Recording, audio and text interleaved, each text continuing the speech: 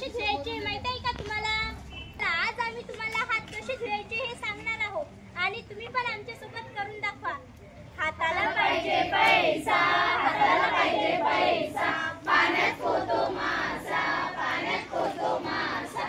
एक घास चिवचा, एक घास काऊचा, एक घास चिवचा, एक घास काऊचा. आईच्या हातात बांगड्या, बाबाच्या हातात घड्या, आईच्या हातात बांगड्या, बाबाच्या हातात घड्या.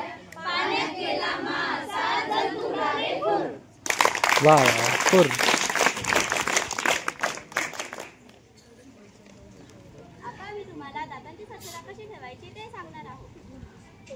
ब्रश ब्रश ब्रश दिन में 2 बार करे, ब्रश ब्रश ब्रश दिन में 2 बार करे. ब्रश करे कोलगेट से पहली बार, सुबह होते ही ब्रश ब्रश ब्रश. दूसरी बार, सोने से पहले brush brush brush. Brush brush brush दिन में 2 बार करे, ब्रश ब्रश ब्रश दिन में 2 बार करे. ब्रश करे कोलगेट से.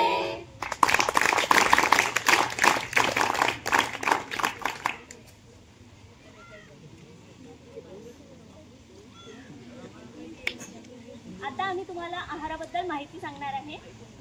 फ्रूट सैलेड सब बच्चों की सेहत बनाते हैं.